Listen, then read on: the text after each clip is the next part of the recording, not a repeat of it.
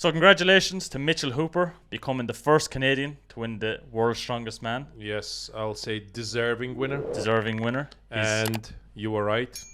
I was wrong. Look, I was right in the top three, just not in the order. Yeah, I was right in the top four. Yeah, you were right in the top four. Yes, barely. Because Singleton and Trey Mitchell, they drew on points. 2023 looking so far like the year of Mitchell Hooper. Yeah. After winning Arnold's and now winning World's Strongest Man, he might go and win Rogue Invitational. It's quite possible. Quite possible. If he does, I think he's after completing Strongman in 1 year. It's all these titles. Very well done. Pretty dominant. Now, that said, Tom was close enough as well. He finished in second place. And massive improvement between the Arnold Classic and World's Strongest Man. In the space of 5 weeks. It's just insane how different he looked. He looked like... It looks like a different person. Yeah. There's no point in even comparing the two of them. He just... Like we said on Arnold's, he just looked like lethargic. He just looked like he was just there to be there. Yeah. But World's Strongest Man, yeah, he peaked for World's Strongest Man. Yes. Maybe if you give him another week or two, he would have been even better? I think he could have been even better. I truly believe he could have been a little bit better. Maybe he just the peak wasn't. I think he just mispeaked it a little bit.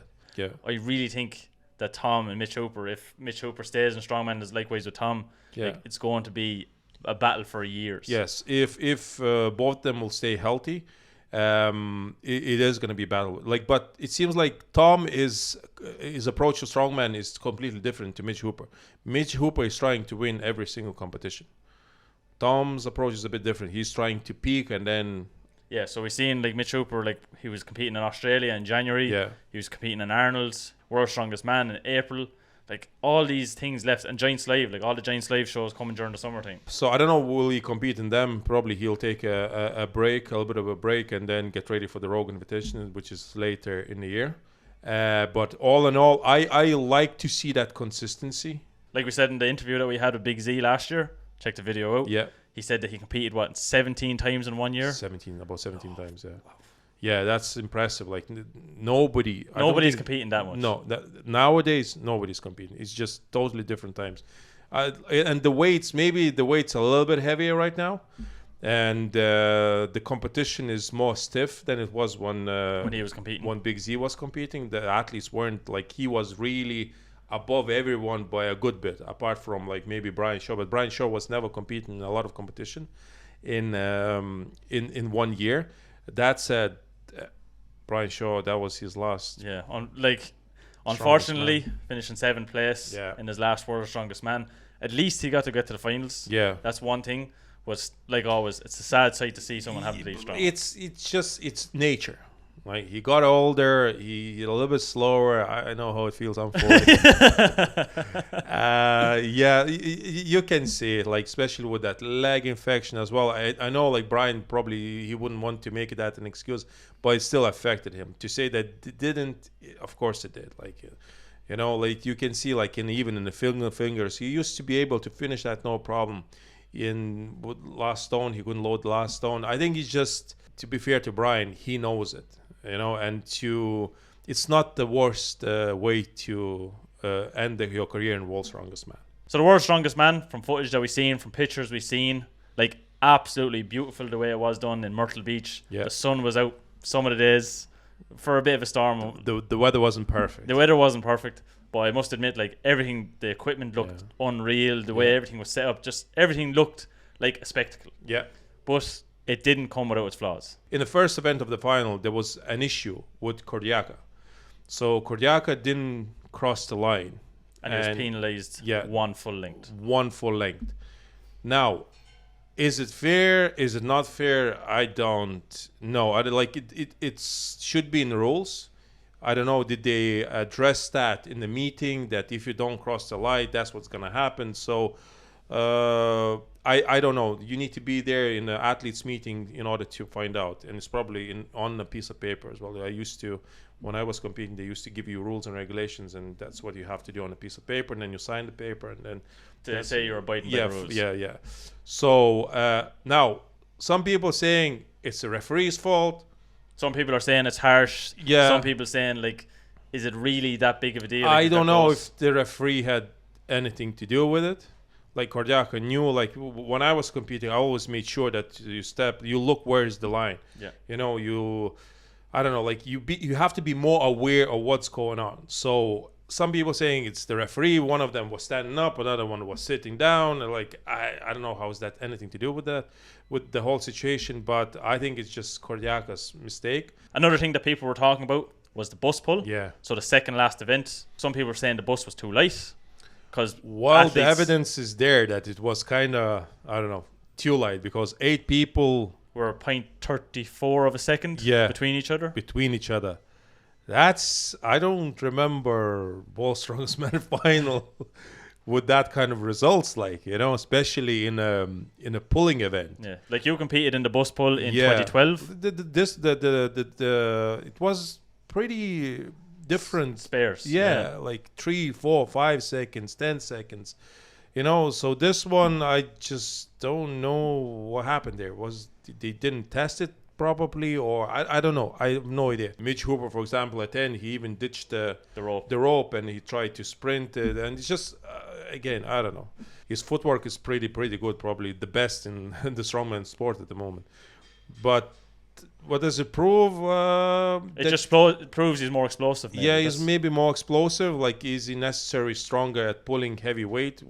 It's hard to tell with an event like that. Yeah. Usually you could tell because like you're saying the times are so far apart. Yeah, but they are that close. A bit more apart. Then this is so...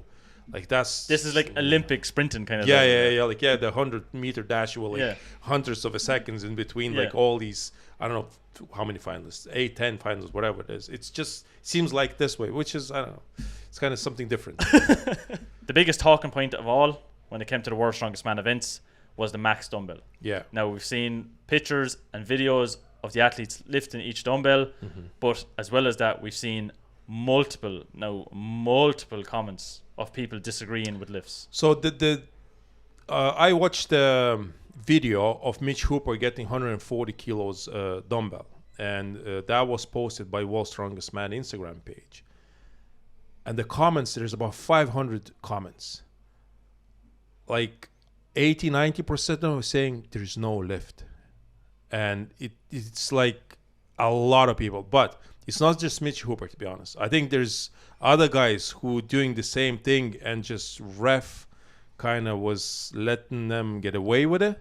On our channel, how many times we addressed the refereeing issue? I think I can think of. It's like we like 2. A broken record, like, you know, like people saying, "Oh, here you go, here they go again." Referee, like, referee is like. But at this point, now it's not just us. So no lift, bad lift, no rep, and people saying, "I love Mitch Hooper, but you can't." Even Mitch Hooper made a comment, and underneath there is like, "Mitch Hooper, I love you," but that you have to admit that wasn't a good lift. Like the way he did it, he didn't even made an eye contact with the referee. Nothing. He's just like that. You can say that there's a lockout, but his body wasn't upright. And before you have to make sure, like even like we looked at Mateusz Kielowski with the record breakers in 2020. Even with the bad elbow, after the tricep surgery, he was like upright. He was looking at referee, and referee was giving him the down signal. But this one was just sideways. Literally sideways. Yeah.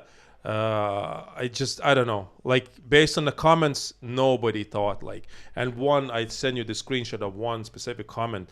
Were saying this refereeing could have changed the outcome of the competition.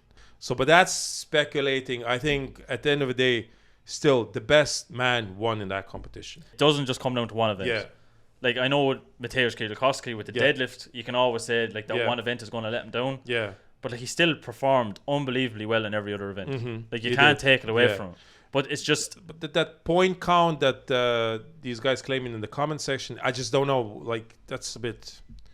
Yeah, you can go there if you want, if you're really serious about it. But, like, at this point, it is what it is. But at least 90% of people agreeing with sort of what we were thinking. But it's not just Mitch Hooper again. I think Trey Mitchell had, like, the same kind of, like, lockouts. It was what it was. And, again, it's not Mitch Hooper's fault. It's the refereeing. The referee needs to... address it? Is it like the way the dumbbell will be lifted from now on? Are they changing the rules? Every competition, there's something probably to talk about, and it's not run perfectly, and because we don't live in a perfect world. We're not machines. Yeah, we're not machines. We're human beings. We make mistakes, and I hope that the World's Strongest Man can address that dumbbell controversy, if you want to call that. But so we have to wait and see. And other than that, it was great show, and top 3 is deserving outcome of the competition.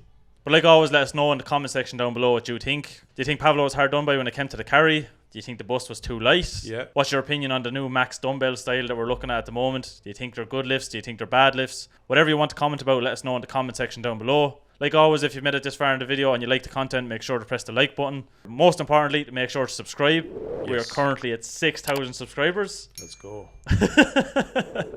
Most importantly, if you are subscribed, make sure to press the bell icon. It'll keep you up to date with everything that's Lalas Brothers. But like always, we'll see you in a future video. See you later, guys.